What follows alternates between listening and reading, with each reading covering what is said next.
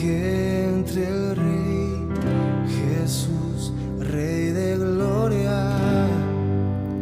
Yo abro mi corazón, yo abro mi corazón para que entre el Rey Jesús, Rey de gloria.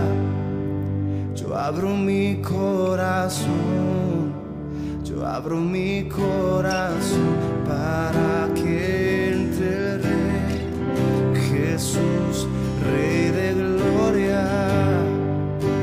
Yo abro mi corazón, yo abro mi corazón para que entre. ¿Qué tal, hermanos? ¿Todo bien? Bueno, muy bien. Vamos a buscar la palabra esta noche, amén. Vamos a dar gracias al Señor. Dios eterno, te damos gracias por la oportunidad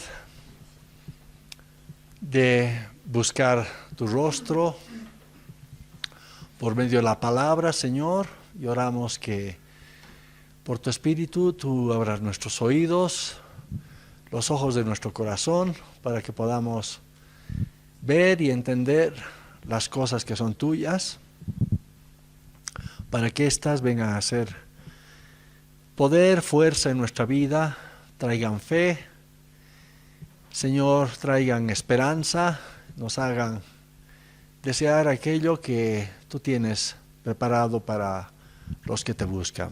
Oramos que bendigas este tiempo y que todo sea hecho siempre en el nombre del Señor Jesús. Amén y amén. Amén, hermanos. Bien. Bueno, vamos a repetir un poquito lo que hemos compartido al final de la anterior reunión y vamos a entrar a otros asuntos esta noche. Capítulo 9, verso 15 del libro de Hebreos. Capítulo 9, verso 15 del libro de Hebreos. Ya hemos compartido esto, vamos a redondear algunas ideas y vamos a continuar adelante. Dice, así que, por eso es mediador de un nuevo pacto, para que interviniendo muerte, para la remisión de las transgresiones que había bajo el primer pacto, los llamados reciban la promesa de la herencia eterna. Porque donde hay testamento, es necesario que intervenga muerte del testador. Porque el testamento con la muerte se confirma. Gracias. Pues no es válido entre tanto que el testador vive. De donde ni aun el primer pacto fue instituido sin sangre. Porque habiendo anunciado a Moisés todos los mandamientos de la ley a todo el pueblo, tomó la sangre de los becerros y de los machos cabríos, con agua, lana escarlata y hisopo, y roció el mismo libro y también a todo el pueblo, diciendo, esta es la sangre del pacto que Dios os ha mandado. Y además de esto, roció también con la sangre el tabernáculo y todos los vasos del ministerio. Y casi todo es purificado, según la ley, con sangre. Y sin derramamiento de sangre no se hace remisión. Amén. En el versículo 15 dice, para que interviniendo muerte, para la remisión de las transgresiones que había bajo el primer pacto. Hemos dicho que el primer pacto, el pacto del Antiguo Testamento, habían pecados que no tenían perdón. ¿No es cierto? Por eso dice, interviniendo muerte para la remisión de las transgresiones que había bajo el primer pacto. Es decir, habían pecados que no se podían perdonar en el Antiguo Testamento. Y nosotros conocemos varios de ellos. ¿No es cierto? Por ejemplo, el adulterio hemos citado. El adulterio, muy en boga hoy en día, en otro tiempo era juzgado con muerte, por lo menos en el pueblo de Israel, ¿no? En otros pueblos, bueno, habría que ver, ya hemos compartido un poco sobre esto, pero en el pueblo de Israel el adulterio era castigado con muerte. No había perdón para el adulterio. Eran sorprendidos en el acto del adulterio, se sacaba a los dos y se los apedreaba hasta morir. ¿Para qué? Para quitar la corrupción, la maldad de medio del pueblo. Ese era el principio. No había perdón. Y así habían otros más, ¿no es cierto? Pero en Cristo sí hay perdón, ¿no es cierto? Entonces, para eso era necesario que interviniera muerte.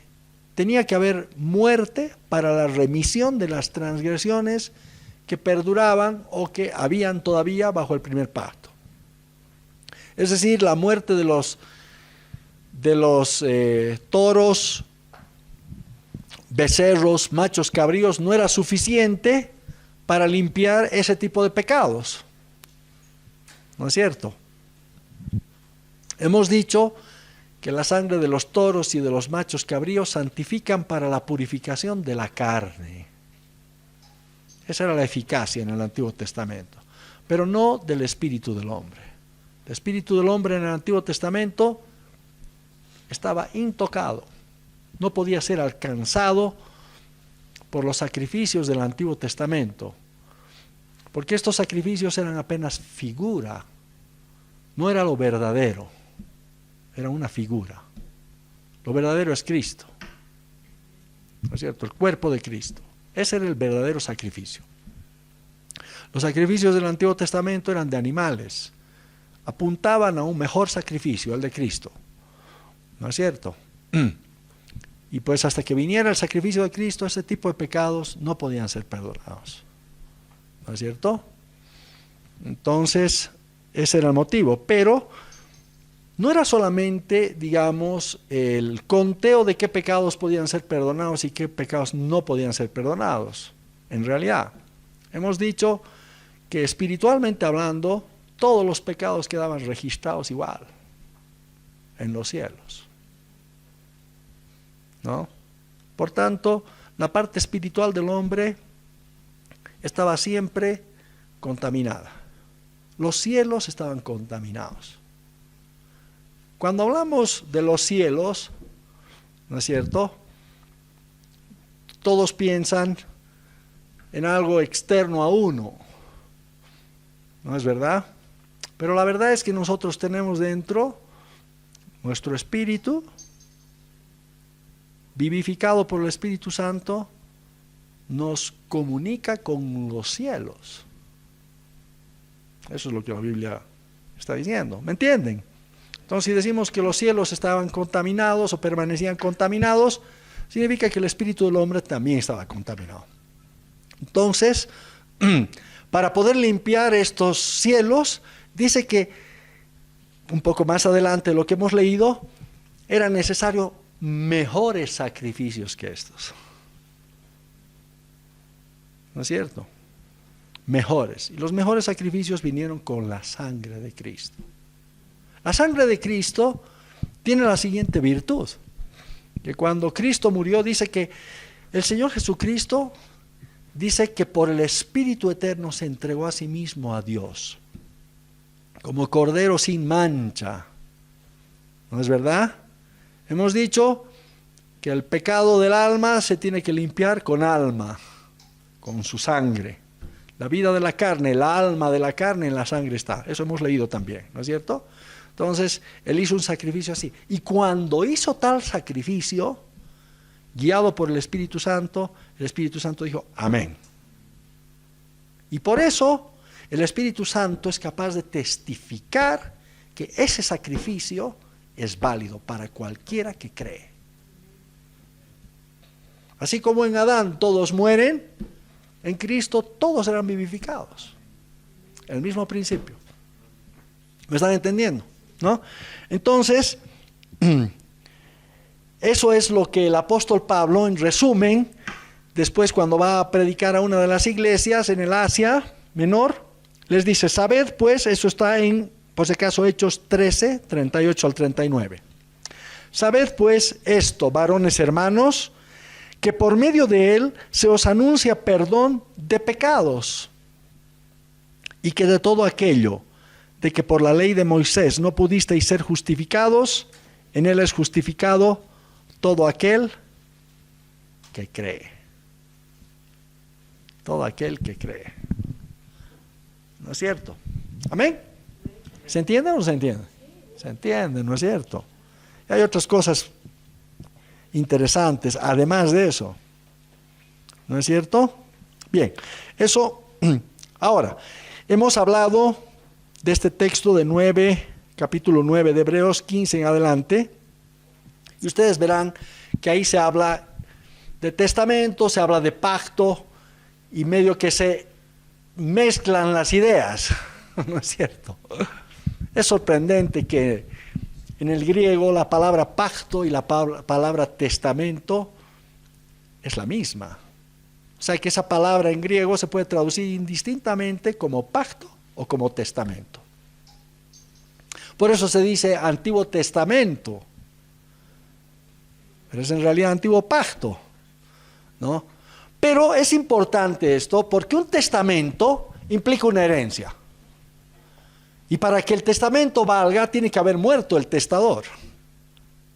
Ahí que tiene un valor y un significado mayor la palabra testamento. A veces no entendemos que un pacto tiene las mismas características, pero es igual.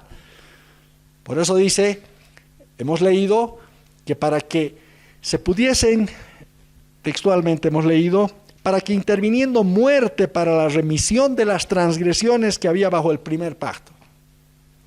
¿No es cierto? Es decir, que para que haya testamento o para que haya un nuevo pacto tenía que haber muerte. ¿No es cierto? Pero muerte, la muerte del testador implica que va a dejar una herencia. Bueno, el pacto implica también una herencia para todos los que se acercan al Señor. ¿Me están comprendiendo, no? Entonces, eso es. Entonces, en el Antiguo Testamento, la promesa de Dios era, la promesa que Dios había hecho a Israel era la tierra prometida. Hoy en día, hay varias cosas que podríamos mencionar, ¿no es cierto? Primero, la vida eterna.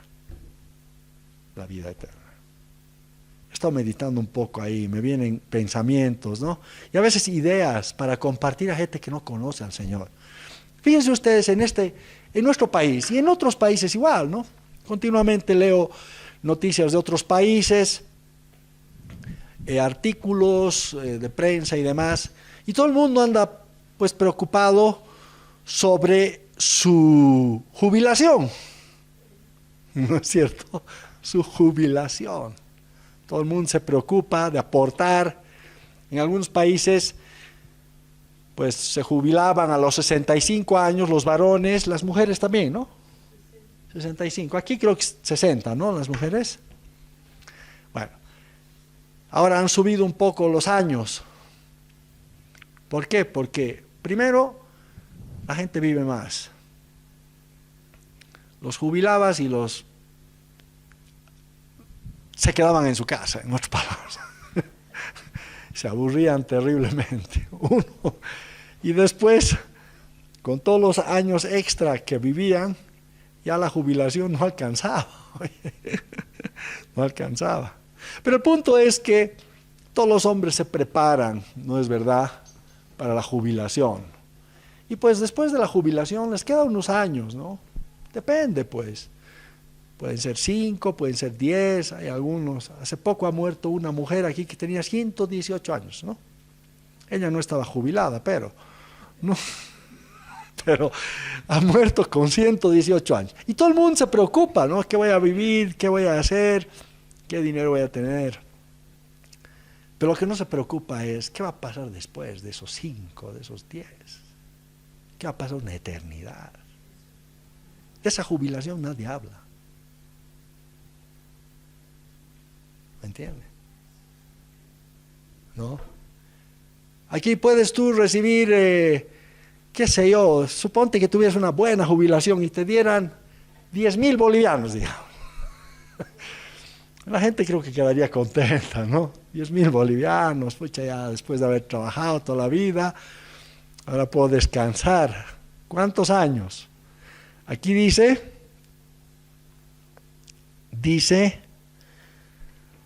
en lo que hemos leído,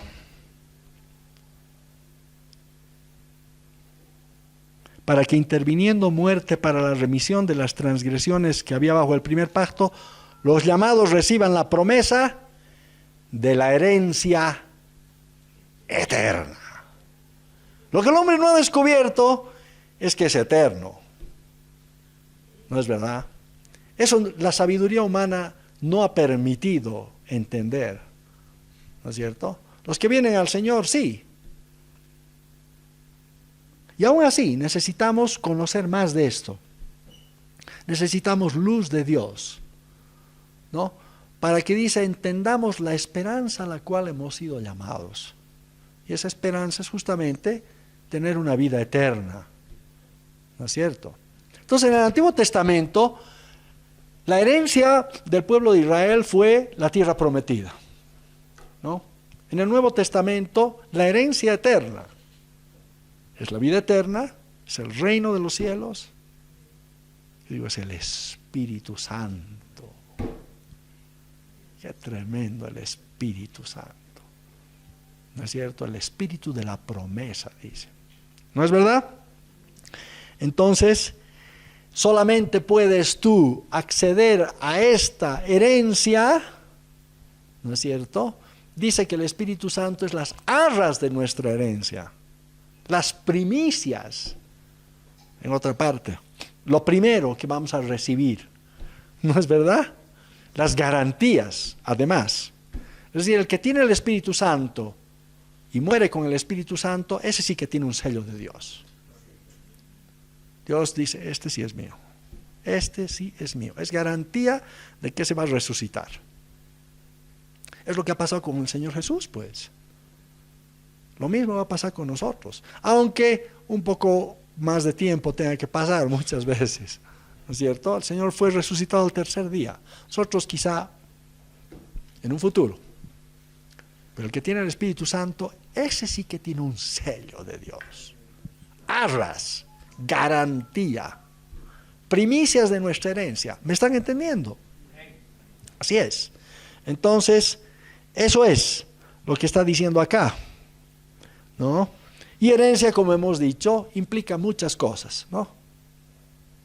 ¿Cierto? Cuando hay un testamento y se deja un heredero, pues lo que está buscando el padre normalmente es que se haga cargo de sus negocios, se haga cargo de sus bienes, de todo lo que él posee, ¿no? Pero pues el que va a heredar tiene que haberse portado bien, ¿no es cierto? Si no, lo van a desheredar, ¿no? No es verdad, es cierto, ¿no? Dice la palabra que para heredar es necesario pues haber madurado espiritualmente. ¿Me comprenden? Porque a un niño tú no le darías pues para que maneje una hacienda, ¿no? He escuchado historias, por ejemplo, de la hija de Onassis, digamos. ¿Ustedes saben quién era Onassis? Era un millonario muy grande, ¿no? En el mundo. Se casó con la que era mujer del difunto presidente Kennedy, ¿no es cierto? Se casó con ella. Onassis, un hombre de mucho dinero. Pues bien, no era su primer matrimonio, tenía una hija antes, ¿no es cierto? Entonces, cuando él murió, dejó a la hija como heredera. Pero la hija esta murió joven, relativamente joven. Y al mismo tiempo ella tenía a su hija, que era la nieta de Onassis. ¿No es verdad? Bueno, a esta nieta, ya se imaginan ustedes, ¿no? Toda la gente alrededor de ella sabiendo lo que ella poseía. Cuando murió la madre, esta chica tendría, qué sé yo, 10 años quizá. Entonces habían puesto en el testamento que no podía recibir el dinero, sino lo necesario para su estudio, pero tenía un tutor que le administraba ese dinero, ¿no es cierto? Hasta que llegara a unos 18 años, algo así, ¿no es cierto? Porque mientras el heredero es niño, en nada difiere del esclavo. Aunque es heredero de todo. ¿No es verdad? Entonces, eso es una figura natural, evidentemente, pero espiritualmente es lo mismo. ¿No es cierto? Dice que el Señor Jesús fue hecho heredero de todo. De todo. ¿Y de nosotros qué dice? Que somos hijos de Dios y herederos. Herederos de Dios y coherederos con Cristo. Si es que ¿qué? Padecemos juntamente con Él. Eso quisiéramos que no esté ahí, ¿no? Pues, para que juntamente con Él seamos glorificados. Eso dice, ¿no es verdad? Entonces ahí está, testamento y herencia. ¿Quién es el que murió? El Señor Jesús. Y su muerte, que selló el pacto, tiene una herencia eterna. Qué tremendo, ¿no? Herencia eterna. ¿Saben qué? Dios tiene que alumbrar nuestra mente para que podamos pensar realmente de lo que significa. Y la Biblia no dice tanto tampoco al respecto. ¿No es verdad? Pero acuérdense ¿qué se llama? De la jubilación. En serio. Yo les digo que de mi familia, mi madre tenía 8 hermanos. En ese tiempo las familias eran así, pues numerosas, ¿no? 8. Y ella me contaba que había muerto 2 más, que creo que ella ni los conoció. De esos 8, yo tengo muchos primos, tíos de primer grado, de segundo grado, etc. De ellos puedo contar una tía tengo. Una. Todos los demás se han pasado. Vemos las fotos, nos acordamos de ellos. Pero ya no hay. O sea, la jubilación duró poco, realmente. ¿Me está entendiendo? Es cierto. Tiene su valor, pero duró poco. No, imagínense una eternidad. Sales de aquí y te vas a un lugar que ni sospechas. El hombre, ¿no? Lo que ha hecho el diablo con el hombre.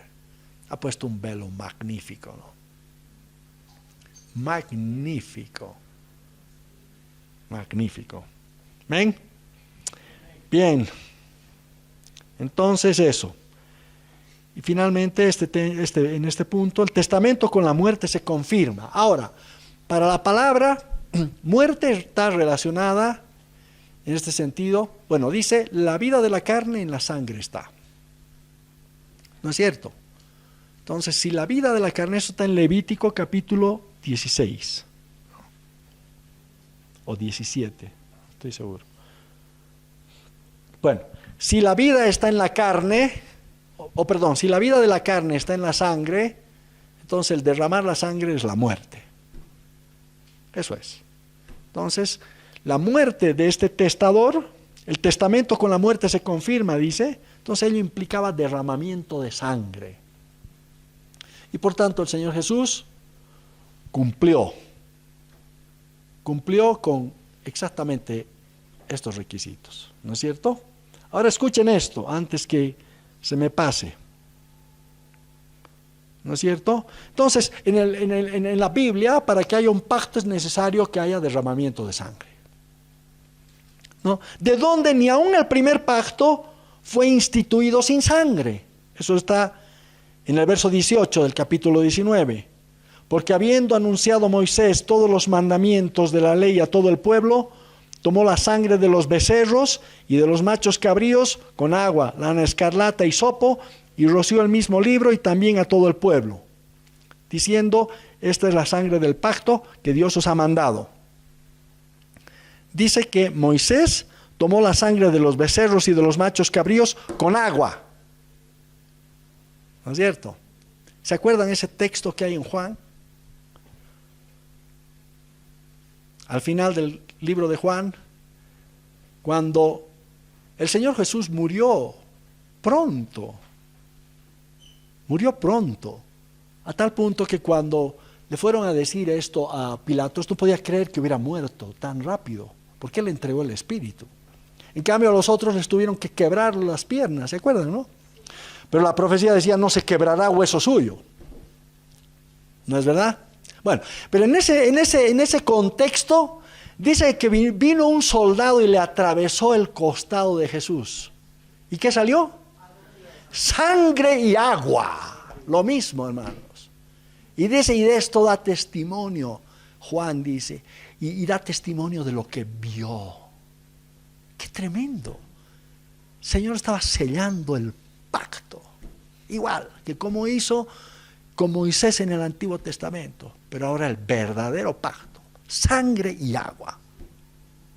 ¿No es cierto? ¡Qué tremendo!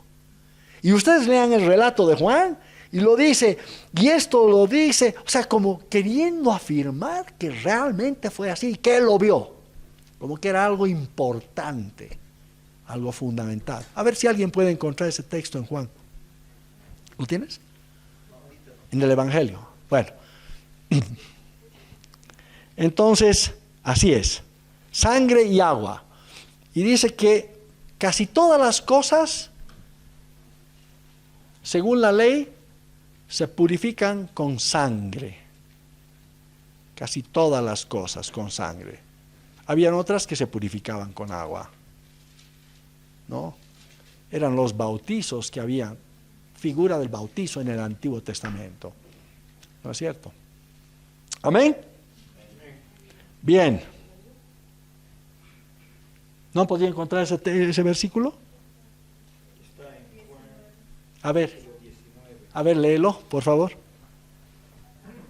Dice, mas cuando llegaron a Jesús, como lo vieron ya muerto, no le quebraron las piernas, pero uno de los soldados le abrió el costado con una lanza y al instante salió sangre y agua. Y el que lo vio da testimonio, y su testimonio es verdadero, y él sabe que dice verdad, para que vosotros también creáis. Qué cosa, ¿no? Porque estas cosas sucedieron para que se cumpliera la escritura, no será quebrantado hueso suyo. Y también la otra escritura dice, mirarán al que traspasaron. Qué tremendo, ¿no? Sangre y agua. Claro, uno lee eso y dice, ¿qué será esto? Pero era pues el sello del pacto. Sello del pacto con el pueblo, con aquellos que habrían de creer en él. ¿Me están entendiendo? ¿Amén? Bueno, sin derramamiento de sangre no se hace remisión. Es decir, para el perdón de pecados se requiere que intervenga sangre, muerte. En el Antiguo Testamento, de los toros y de los machos cabríos, y en el Nuevo, de Cristo. Ahora bien, vamos a ver un poco más sobre la sangre de Cristo. Escuchen este texto que está en Primera de Juan, capítulo 1, versos 5 al 7. Dice, este es el mensaje, Primera de Juan, capítulo 1, versos 5 al 7. Dice, este es el mensaje que hemos oído de él y os anunciamos. Dios es luz y no hay ningunas tinieblas en él. Si decimos que tenemos comunión con él y andamos en tinieblas, mentimos y no practicamos la verdad. Pero si andamos en luz, como él está en luz, tenemos comunión unos con otros y la sangre de Jesucristo, su Hijo, nos limpia de todo pecado. Verso 9. Si confesamos nuestros pecados, Él es fiel y justo para perdonar nuestros pecados y limpiarnos de toda maldad. Y otro texto que está en Éxodo, capítulo 12, verso 13. Éxodo, capítulo 12, verso 13. Dice, y la sangre os será por señal en las casas donde vosotros estéis. Y veré la sangre y pasaré de vosotros. Y no habrá en vosotros plaga de mortandad cuando hiera la tierra de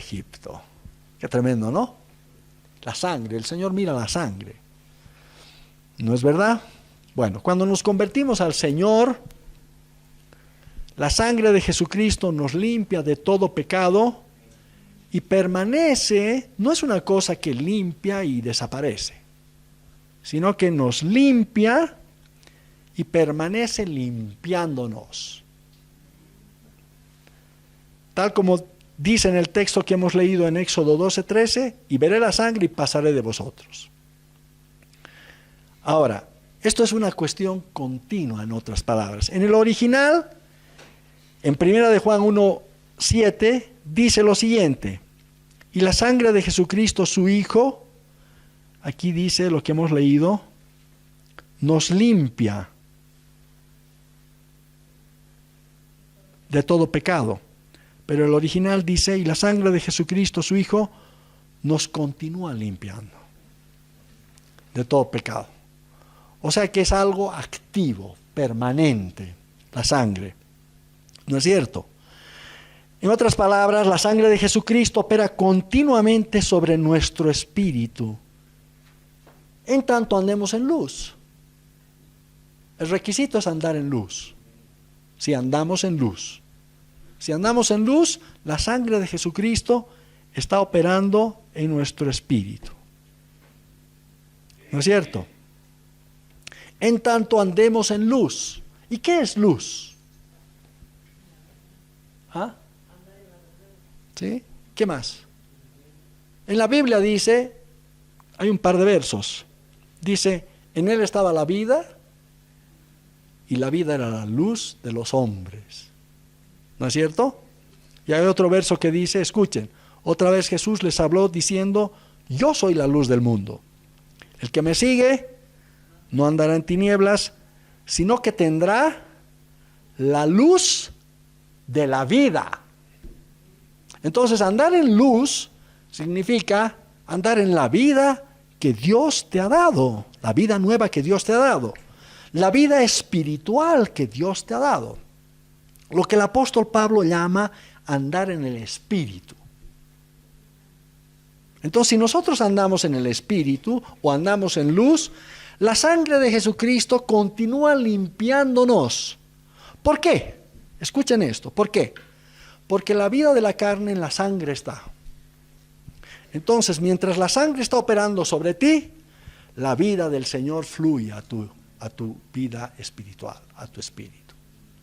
¿Me están entendiendo? Por causa de la sangre. Pero cuando pecamos, cuando andamos ya no en luz sino en tinieblas, ofendemos esa sangre. Herimos, podríamos decir así, la sangre. Y se corta la vida. Puedes decirlo así. Se corta la vida espiritual del Señor, ya no fluye en ti, entonces tocas muerte, pues. ¿Me están entendiendo? ¿Qué les parece? La relación entre vida espiritual y sangre de Cristo. Así es como naces de nuevo también, pues.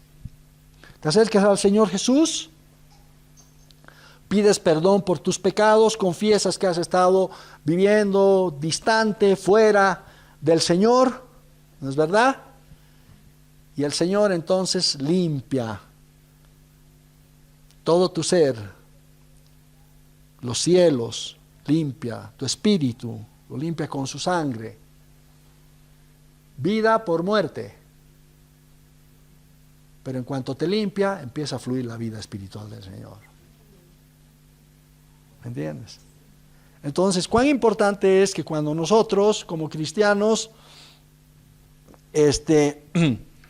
cometamos algún pecado, erremos un pecado, con una convicción genuina, ¿no es cierto? No simplemente por cumplir un rito, ¿no? Porque a veces los cristianos somos bien supersticiosos, ¿no? ¿No es verdad? Creemos que es cumplir un rito, así como una tradición, hay que hacer tal cosa. No, el Espíritu Santo te enseña estas cosas. Primero te da un testimonio de que has hecho algo malo.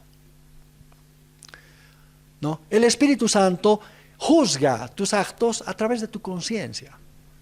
¿Ok? Escuchen lo que dice el apóstol Pablo.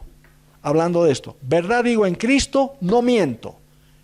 Y mi conciencia me da testimonio en el Espíritu Santo. En otras palabras, para el apóstol Pablo, el juicio era su conciencia en el Espíritu Santo, de que estaba hablando verdad, no estaba exagerando, no estaba mintiendo. Eso está en Romanos 9:1.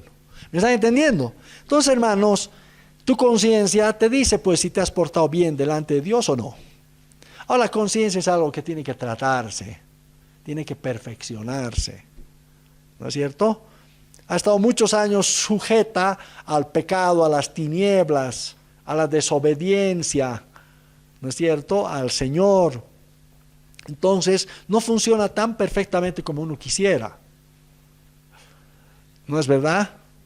A veces juzga excesivamente o a veces no juzga. ¿No es verdad? Entonces, la conciencia hay que saber manejarla. Pero de todas formas, ¿no? Lo grave es cuando te juzga por exceso. ¿Por qué? Porque el espíritu no está enterado de todo lo que ha ocurrido con el Señor y la conciencia juzga de acuerdo a lo que sabe. Eso hemos hablado un poco, ¿no es verdad? ¿Sí? Bien. Bueno, hermanos, les comento que esto es, como dicen, lo básico del cristiano. Por si acaso. ¿Me entienden? No es alta teología. ¿Ok? Porque si no sabemos esto, entonces realmente la mitad de las escrituras no las podemos aplicar. ¿Es verdad? ¿No? Tenemos que llegar a conocer esto. ¿Me comprenden? Tal vez no se habla mucho en la iglesia. Porque hablamos lo que sabemos, pues. No lo que no sabemos. Eso dice la palabra. ¿No? Pero es necesario conocer. ¿No? Porque la conciencia tiene implicaciones tremendas. Escuchen lo que dice Pedro. Dice que el bautismo no nos salva. ¿No es verdad? Como limpiándonos de nuestros pecados. Pero el bautismo, ¿sabes qué cosa es? Es la aspiración de una buena conciencia delante de Dios. En otras palabras, bautismo significa dejar de vivir como vivíamos antes y vivir en una vida nueva. De tal manera que tu conciencia no te acuse. No tenga nada que decir, sigue haciendo las cosas que teóricamente están sepultadas ya en el agua. Aspiración de una buena conciencia. Aspiración. En otras palabras, tenemos que aspirar a que nuestra conciencia esté siempre limpia delante de Dios, sin culpa, sin acusación. Que toda dolencia, que toda herida, que todo daño que todavía esté ahí, sea sanado. De tal manera que la conciencia pueda juzgar correctamente. Como dice el apóstol Pablo, verdad digo en Cristo, y mi conciencia me da testimonio en el Espíritu Santo. ¡Qué tremendo! Su conciencia era un tremendo instrumento para saber si estaba conduciéndose bien delante de Dios o no. ¿No es cierto? Y cuando tu conciencia es débil y te juzga por exceso, ¿no? Porque no eres una persona que conoce demasiado de las cosas del Señor y por tanto sigue juzgando un poco como bajo la ley, como en el caso, digamos, de los corintios, ¿no? Los corintios o los romanos. Ustedes saben que esos pueblos idólatras pues sacrificaban animales a sus dioses y después vendían la carne en las carnicerías, pues. ¿Qué debe hacer un cristiano? ¿Debe comprar o no debe comprar esa carne? ¿No debe comprar?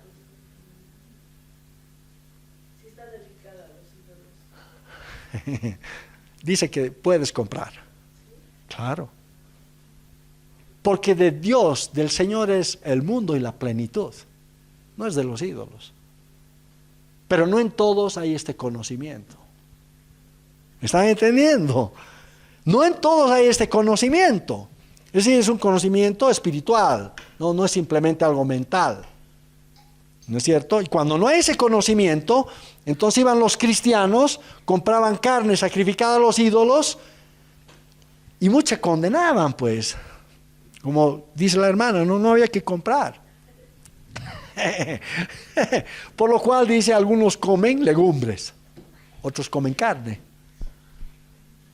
¿No es cierto? ¿Me están comprendiendo, hermanos? Ahora aquí tu conciencia va a juzgar de acuerdo a lo que sabes espiritualmente. Tú no puedes presumir que sabes demasiado. Porque puedes presumir, dice, bienaventurado aquel que no se condena en lo que aprueba. Porque a veces tú puedes presumir de que tienes libertad para hacer cierta cosa, la haces y eres condenado. Has aprobado algo, pero has sido condenado, porque realmente tu espíritu no te respalda. Ahora tú dirás, ese tiene libertad, ¿y por qué yo no? Aquí, hermanos, no hay discriminación como en nuestro país, las leyes y demás. Aquí cada uno tiene que andar de acuerdo a su conciencia. ¿Entiendes? Si tu conciencia no te permite comer carne, entonces no la comas. Porque del Señor es la tierra y su plenitud. ¿Me entiendes? Y el Señor te ha recibido. Y si puedes comer carne, la comes, pues. ¿Me están entendiendo? ¿No? Pero cada uno tiene que cuidarse a sí mismo. ¿Me entiendes? Yo les contaba una historia que a mí me ha pasado en la vida real, cuando trabajaba en la alcaldía. ¿No es cierto?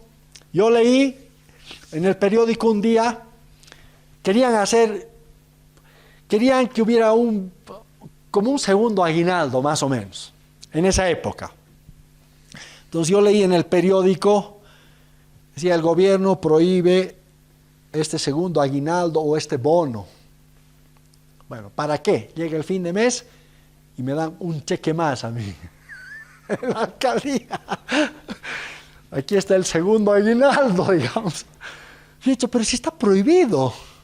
Esa es mi conciencia. Esa es mi conciencia. He agarrado y le he dicho, no, gracias. No lo quiero. ¿Por qué? Porque no lo podía tolerar. Ahora, tú me dirás,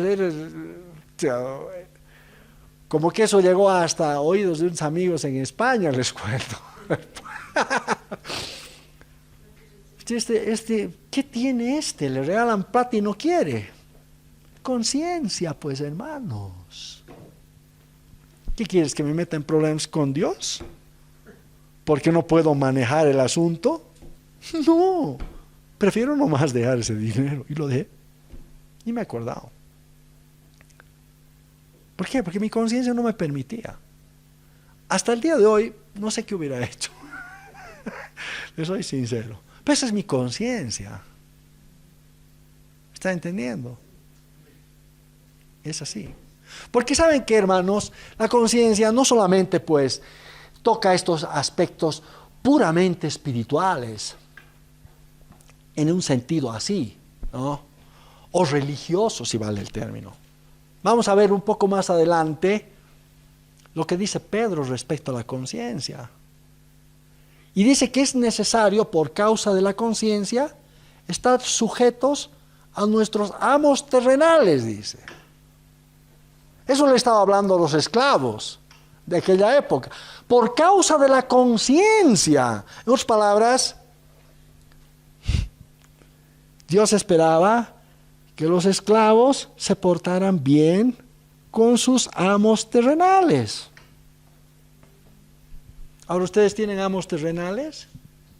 No, pero tienen esposos, tienen esposas, tienen jefes. Tenemos un presidente. Es necesario estar sujetos a nuestras autoridades, aunque hay muchas cosas que a mí no me gustan, digamos, pero por causa de la conciencia es así. Esto no es política, hermanos. Pues, esto es Biblia. ¿Me están entendiendo? Entonces, por causa de la conciencia, yo tengo que hacer estas cosas porque sé lo que dice la palabra. ¿Me están entendiendo? Y aquí ya vamos más allá de solo lo estrictamente religioso, podríamos decir, o las cosas de la ley. No, aquí estamos hablando del día a día. ¿No es cierto? Paguen a todo lo que se debe. ¿A qué impuesto? Una hermana me preguntó el otro día, ¿qué debo hacer con los impuestos? Yo he tenido también esas luchas, les cuento. En mi oficina había muchos hermanos. Ya los voy a vender, ¿qué voy a hacer, no? Compraban facturas. Y yo no podía. He dicho, no voy a hacer eso. Yo he pagado los impuestos ahí y me sacaba una buena cantidad cada mes. Pues no tenía mucho, pero he terminado con una conciencia tranquila. ¿Me están entendiendo? Así que cada uno tiene que buscar qué es lo que Dios está diciendo en estas cosas. ¿Me están comprendiendo? La conciencia no es una cosa así etérea solamente. Hay cosas muy prácticas, ¿no es verdad? Cosas muy prácticas, ¿no es cierto? Recuerdo una vez cuando me fui a estudiar, ni bien llegué a Barcelona, pero estaba buscando un lugar donde vivir. Y fui a visitar a varios lugares ahí, porque allá hay, pues como en España, por lo menos en ese tiempo, habían residencias universitarias, ¿no? Donde, pues normalmente, ahora ya son mixtas, pero en ese tiempo eran varones, mujeres, ¿no es cierto? Y te daban comida, te lavaban la ropa, tenías tu habitación, entonces ibas a estudiar y si te querías dedicar a estudiar lo podías hacer muy bien. Estaba buscando justamente dónde vivir y estaba un día bajando por un camino, obviamente no conocía el lugar, y de repente me doy la vuelta y veo una escena temible, que en otro tiempo pues me hubiera tal vez hasta gustado, digamos. Pero ni bien la he visto, me he dado la vuelta y he dicho, no puedo ver esto. Por la conciencia del Señor. Pero ha sido una cosa instintiva. Yo digo, es como que el Señor te muestra y te dice, así tienes que andar. No tienes que dar a tu ojo ninguna libertad. No. Tienes que andar limpio. Instintivo. Tiene seguido de recto. Instintivo. ¿Se comprende? Cosas muy prácticas. Esa es conciencia, hermanos. ¿Me están entendiendo? Entonces, cuando cometemos pecados, volviendo al punto que estábamos tocando, pues es como herimos la sangre, como si negáramos algo de nuestra fe, por tanto la sangre no opera más, y la vida del Señor deja de fluir en nosotros, ¿no? Hasta que vamos y confesamos nuestros pecados. Si confesamos nuestros pecados, Él es fiel y justo para perdonar nuestros pecados y limpiarnos de toda maldad. ¿Me están entendiendo? Pero tiene que haber, hermanos, siempre tiene que haber una convicción espiritual, ¿no? No es el hacer una obra, es creer. No es, Señor, perdóname si he pecado. No, eso no es la forma. Señor, perdóname porque he hecho esto. Estaba mal. Honestamente, sinceramente, convencido. Así funcionan las cosas. Eso es tener fe. Se tienen que ver las cosas claramente. No es por si acaso, como decimos algunas veces en los discursos, no, si a alguno lo he ofendido. ¿Entiendes? ¿No es cierto? No, con el Señor no hay eso. Tiene que haber mayor claridad. Tiene que haber mayor claridad, ¿no es cierto? Amén. Bien. Bueno, y para terminar esto, y lo vamos a parar ahí, esto de la sangre,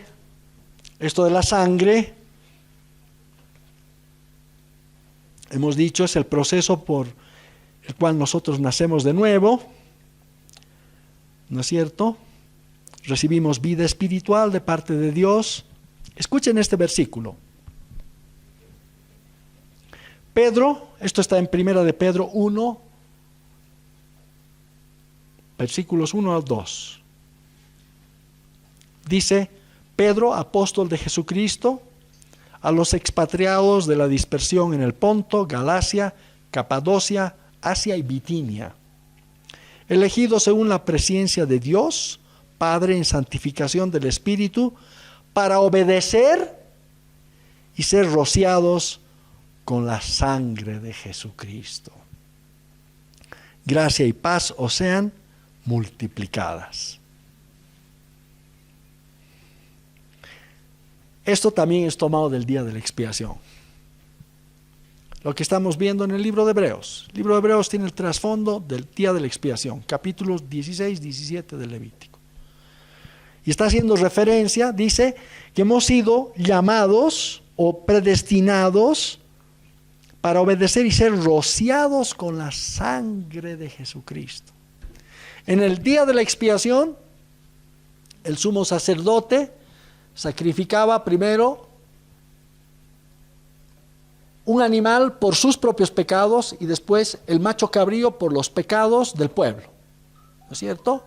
Y en cada caso cogía la sangre, cruzaba el atrio, pasaba el lugar santo y entraba detrás del velo hasta el lugar santísimo.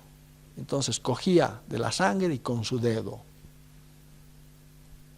esparcía la sangre 7 veces hacia el propiciatorio. Propiciatorio.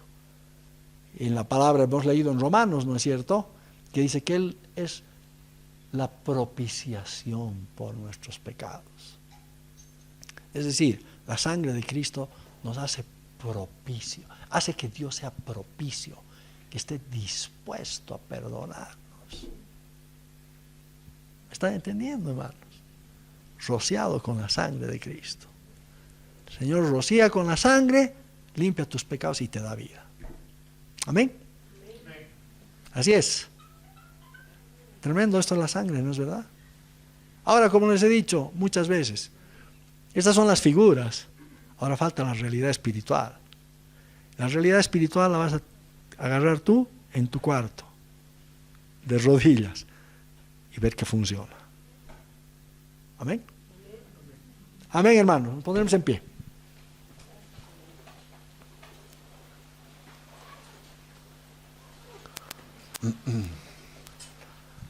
Señor, gracias te damos por tu palabra, por toda la riqueza que hay en tu palabra y la sabiduría y la profundidad. Señor, y que tantas veces en la iglesia lo escudriñamos y necesitamos conocer. Danos de tu espíritu, danos de tu sabiduría. Atrae nuestro corazón para que nos acerquemos a ti, Señor, y te busquemos hasta que te encontremos, Señor. Que tú nos reveles estas cosas que están escondidas, estas cosas ocultas, pero que son nuestra vida, Señor. Gracias por lo que hemos compartido y lo ponemos delante de ti. Y te pedimos que tú añadas de tu gracia, de tu bendición sobre cada vida. Que te conozcamos como debe ser conocido, Señor. Que alcancemos tus promesas, Señor, tu herencia eterna, Dios eterno, en los cielos. Gracias. En el nombre del Señor Jesús. Amén. Y amén. Para que entre el Rey Jesús, Rey de gloria, yo abro mi corazón, yo abro mi corazón para que entre el Rey Jesús, Rey de gloria. Yo abro mi corazón, yo abro mi corazón